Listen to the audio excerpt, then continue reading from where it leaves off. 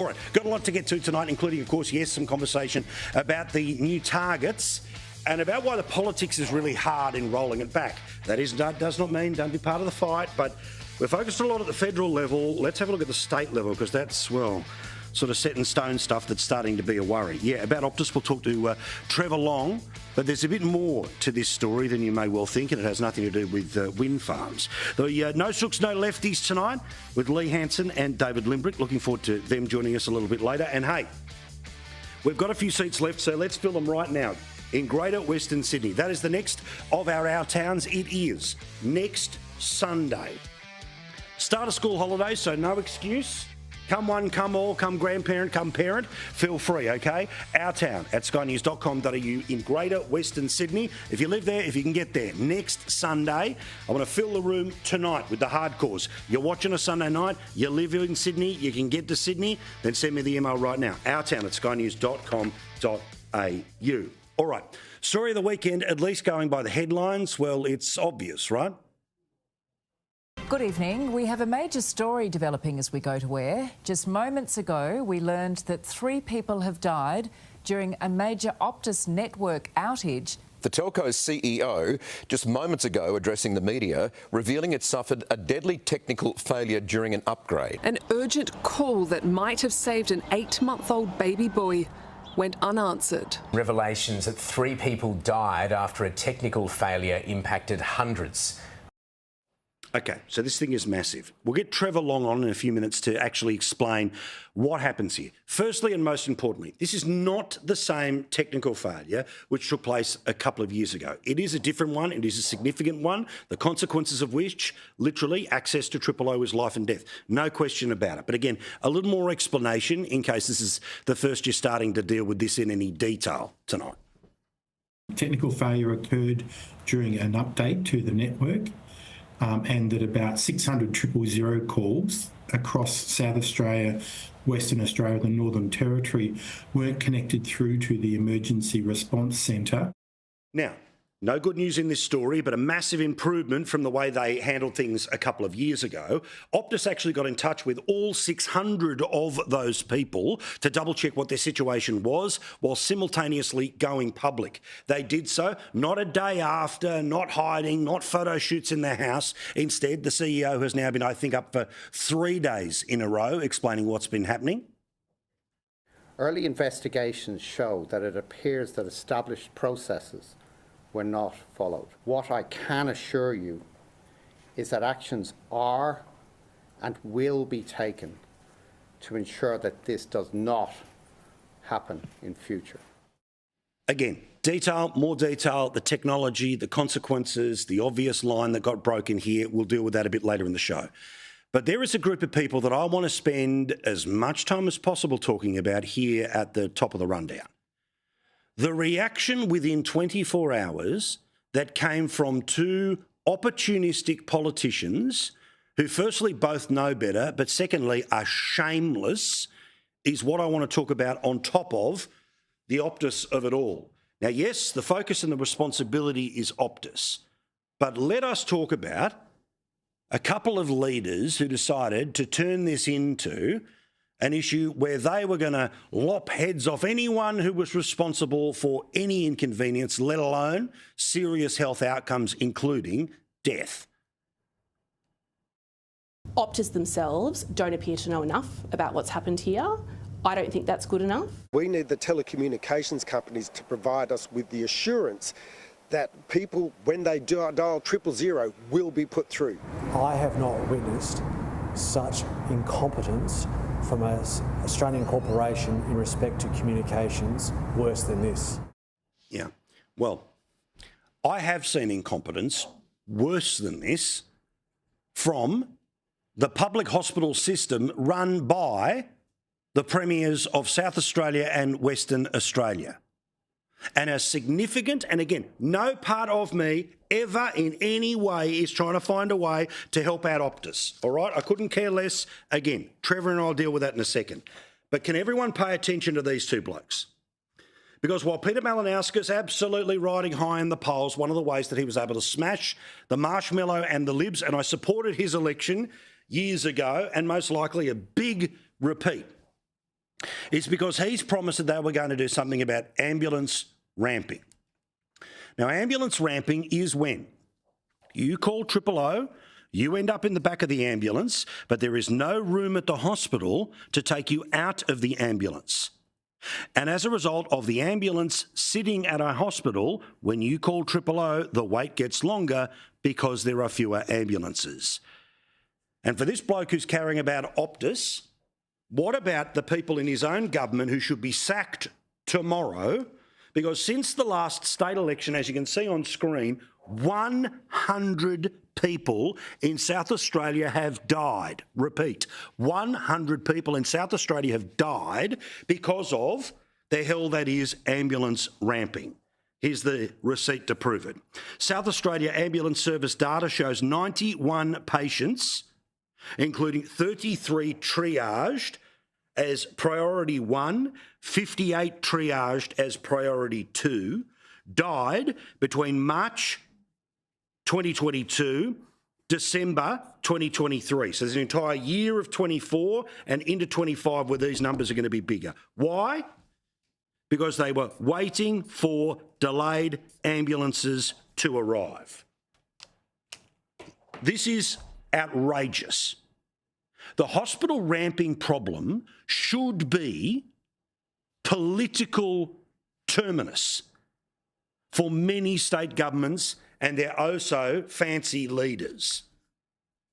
We are currently now in a record high of this process where you call 000, you get in the back of an ambulance, but the ambulance won't drop you off inside the hospital, meaning the next person who calls 000 has to wait longer because the ambulance is not there to be sent.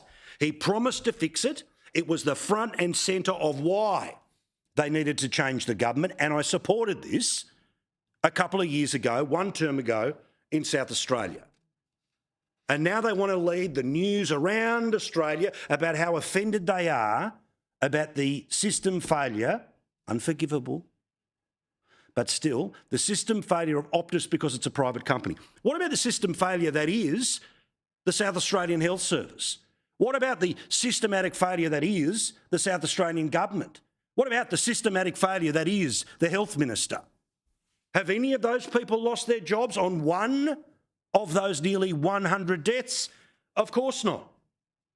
And then there's Roger Cook. I can't stand this bloke and I don't care how popular he is. This bloke was the Health Minister who saw a disgraceful situation unfold in Western Australian hospitals when he was the Health Minister. But because he knows the numbers, he becomes the leader, he wins the next election, and he is therefore untouchable. Just a reminder, when this bloke was trying to become the Health Minister in Western Australia, what he said about the then Liberal government when the numbers weren't even as bad as they are today on hospital ramping in Western Australia. What we're actually seeing is a hospital system under stress, a hospital system in crisis, and the Barnett government simply doesn't care. This is what it makes my blood boil. It makes my blood boil when these people who have been in opposition, who have seen the failures, who have been able to get political advantage out of the public being outraged by what those failures are, and then the same failures or worse happen when they're in government. Nothing to see here. Change the subject. Here's the departmental answer to the problems. And you want to talk about the health problems in Western Australia? Well, the Premier might be willing to jump on television and give it to Optus. Is he willing to give it to himself, give it to the Health Minister, give it to the heads of the hospitals? Again, the reporting from the West Australian newspaper. Mistakes in Perth hospitals contributed to 85 deaths. Remember, we are talking tragically, of I think it's up to 4 people in relation to the 000 system. Unforgivable. We'll deal with it with Trevor. But for these people to be up there and swinging axes, oh, they demand a head roll. Well, what about one in their own system? I repeat, hospital ramping. You call 000, you get in the back of the ambulance gets to the hospital. There's no bed in the hospital. You sit in the back of the ambulance. Somebody else calls 000, they have to wait even longer because the ambulance can't get them. Guess what? It is now a record number, and that was just from a couple of weeks ago. The problem has got worse on their watch.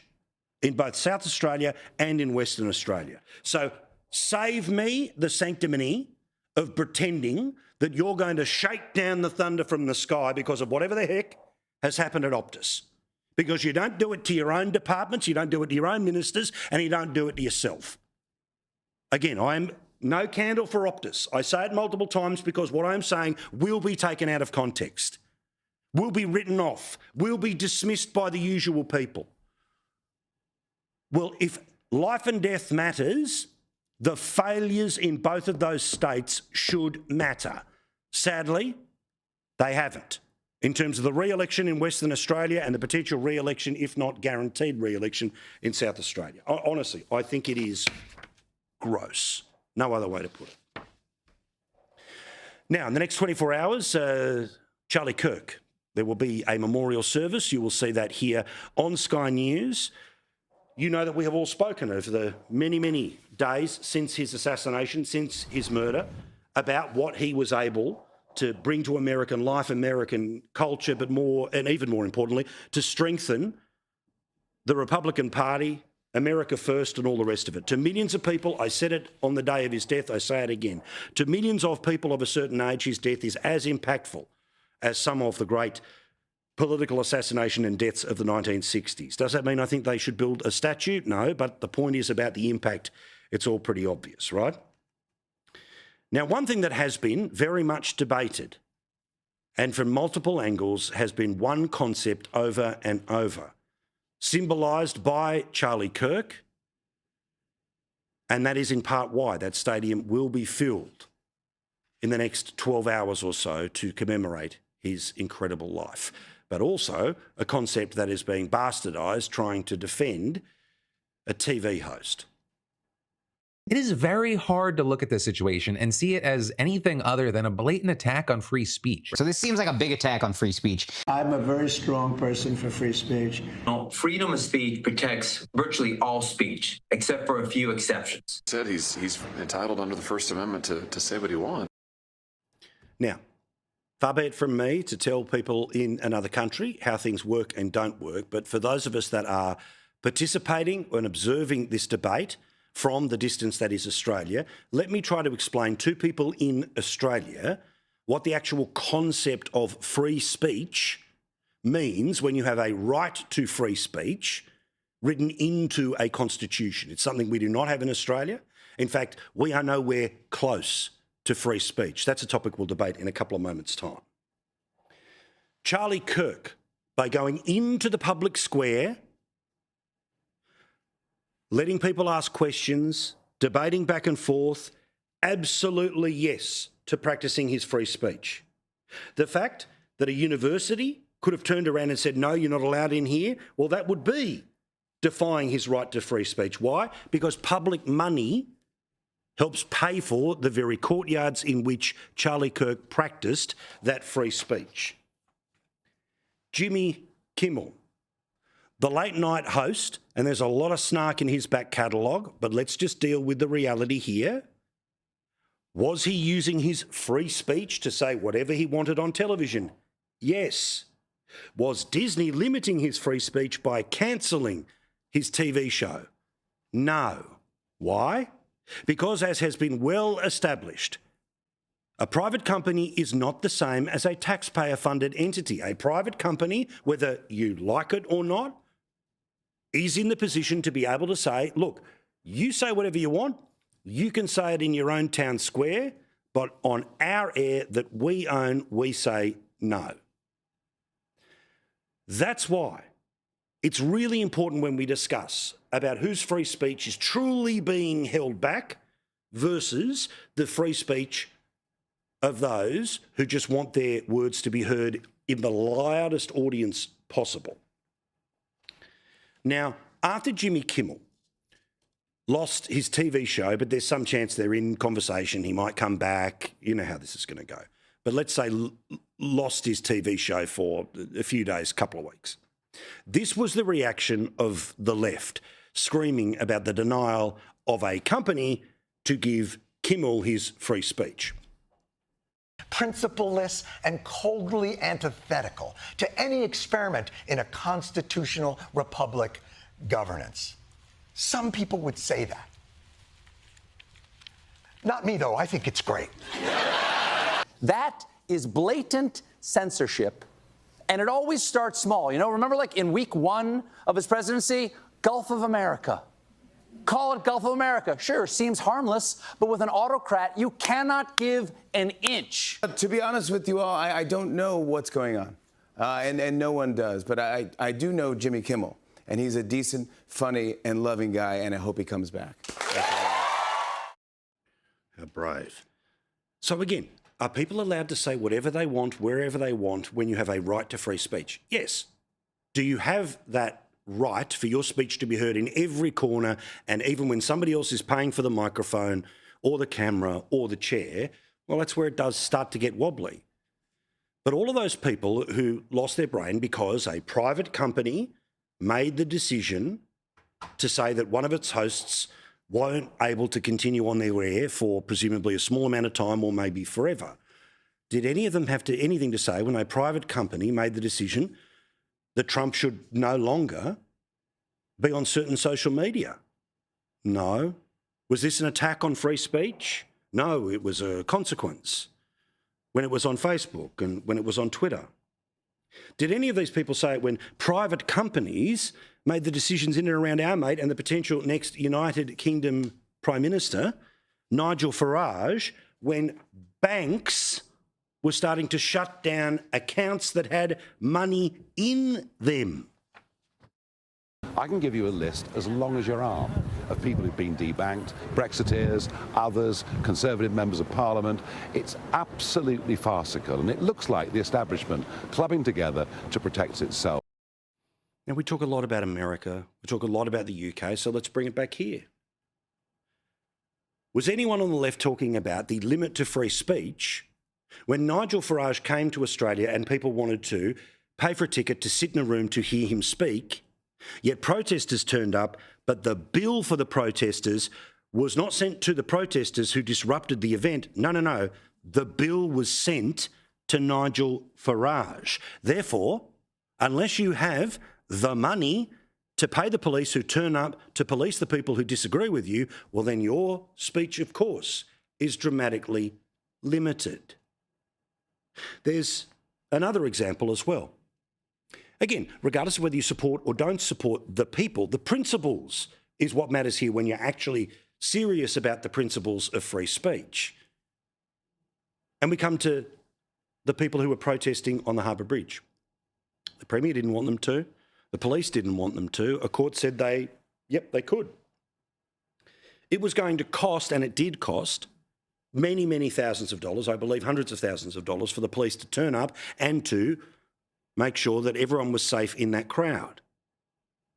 They didn't ask for them to be there. They just had to be there because the crowd was going to turn up. Did they get sent the bill? No. The New South Wales government made the decision that despite the fact that the only reason the police were there was because someone was willing to ignore them, no bill was sent. But the bill was sent to Nigel Farage, whose bank accounts were being torn away because somebody considered him not to be a fit and proper person to have a bank account. We are going to discuss this in No Sooks, No Lefties tonight, and I'm really looking forward to this because we're going to talk about this with David Limbrick, who is a libertarian. We're going to talk about this with Lee Hansen from One Nation, about free speech. And it's not going to be a Charlie Kirk conversation. It's not going to be an America conversation. It's not going to be a UK conversation. It's going to be a here conversation because we don't have it written anywhere. And amazingly, despite all of the politicians that we talk to so frequently, none of them have walked into the federal parliament or state parliaments with a one-line piece of legislation saying Australians have a right to free speech. I'd love to see it because I'd love to see all of the politicians run like cockroaches trying to work out, well, do we or don't we? I think we both know what the actual answer is to that question. And the wonderful Rita Panahi, yes, speaking of matters to do with Charlie Kirk, she is in Arizona where that football stadium is going to be filled. She and Pete Stefanovic will have a full and live coverage both in and outside of the stadium, in and around the matters to do with Charlie Kirk. I love Rita and I'm so glad that she is there. I love Pete too, but certainly I'm particularly focused on Rita because we'll hear from her a little bit later in the show. Now, a couple of other things I want to get to before we are done and get into our discussion. No sooks, no lefties tonight. Now, the reality is that life is hard. It, generally speaking, can always be hard if you don't earn enough money. Now, that's been the case whether you were watching us on a swanky telly or an old black and white one, or maybe even, obviously, in the dark old days before there was television at all. And cost of living is such a problem for lots of people. It's been highlighted over the past few years because there's endless reports about it. I thought it would have had more of an effect on the federal election, but alas, it didn't. But now we're in a space where, because things, while they're still going up, they're not going up by the margins with which they went up with last year or the year before. Well, cost of living crisis apparently over. Well, you know that's not true. Why? Because stuff in 2025 costs way more than it did in 2022, 2021, and in 4 years' time you're going, hang on, that's gone up by a lot. So I was moved by a report in the Melbourne University, or the University of Melbourne, that they had put out in the past few days. It's a survey about people and people's lives. The reporting of it comes via the Channel 9 station, which says Australians have fewer friends and higher tax bills, this survey has found. So again, while the leadership class wants to pretend everything's awesome, all the badness is behind us, well, here's the reality. 3 things worth having a look at. Can you believe we have fewer friends and we are seeing fewer friends than since the pandemic? The survey found that our social connections are weakening, a trend exacerbated by the COVID-19 pandemic. This is again reading from the original 9 article. The proportion of people meeting friends or relatives several times a week has dropped from by over 12%, from 32% of people who used to see friends or families several times a week to now 20%. What about, as you can see there, the hidden tax of inflation? The survey revealed that Australians are paying the highest average income tax since 2001. Prior to 2001, Australians were spending less on necessities. However, the recent cost of living crisis undid that progress, with the total proportion of income spent on necessities jumping by 4.5%. Again, this is just a 2023. Last one. The proportion of women aged 60 to 64 who have retired has gone way down, from 70% who were retired by 64 in 2003 to now just 41% who are retired by 2023. For blokes, the same age, 65, 49% of people had retired by then. Now it's down to 27%. But nothing to see here. We've turned the corner. The worst is behind us. Nothing here to see here. So you're paying more tax, you're working for longer, and what you're paying costs more than it has ever cost in our lives. But don't worry, everything's okay. The Prime Minister is running around with the UN. As for the jobs market in Australia, something really changed in August. Now, again, you know this because you're living your lives. You've got your son, daughter, mate, neighbour, or it's happening to you. That full-time employment fell by about 40,000 or almost 41,000 people last month. It was replaced by an increase in part-time employment of 35,000. So there's about 5,000 people who just completely lost their job. But we've gone from full-time employment with all of its protections, all of its legal back and forth, to now part-time employment that, of course, just does not have the security with which other people, well, they take for granted, but they also turn around and they actually desperately want to rely upon.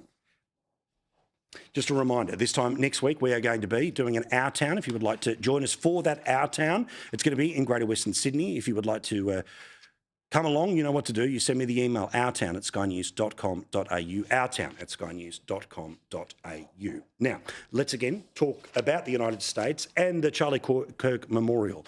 It's going to be happening Arizona time at 11 o'clock in the morning.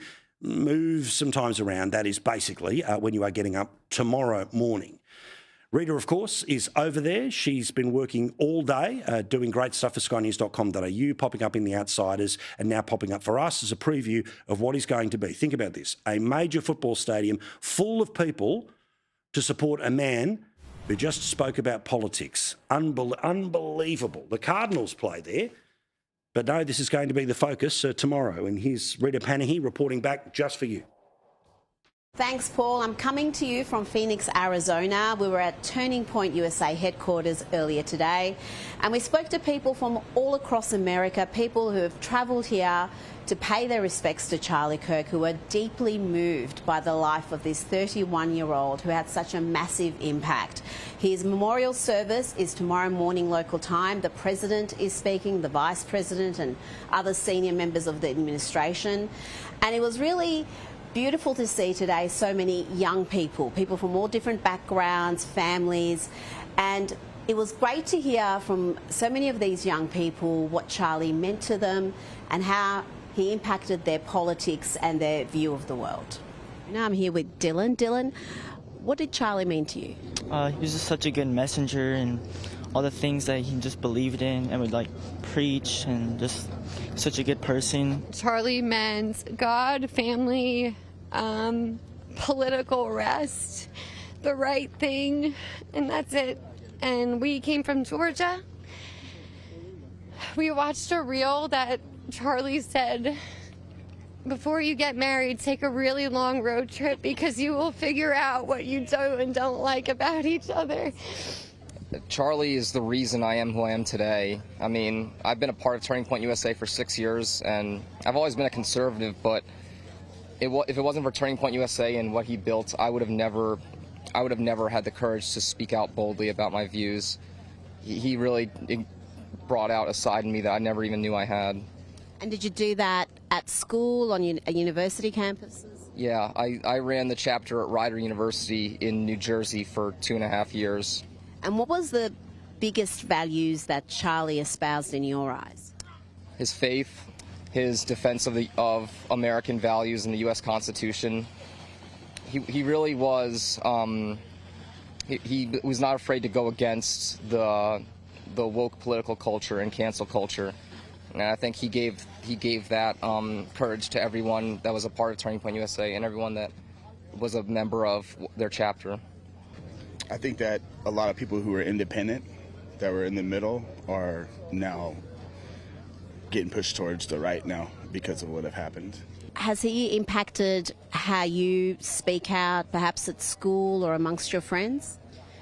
He's definitely he's changed my look out on some things, and I think it's pretty cool how words can do so much. This is the time of healing.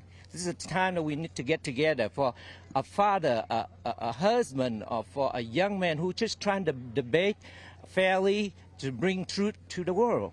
So, Paul, that gives you an idea of the sentiment out there. There is a lot of sadness, there's a lot of anger, but also determination to follow in Charlie's footsteps and continue his great work. We're going to be bringing you the memorial service 3:30 a.m. on Sky News. Please join me then for Charlie Kirk's memorial service.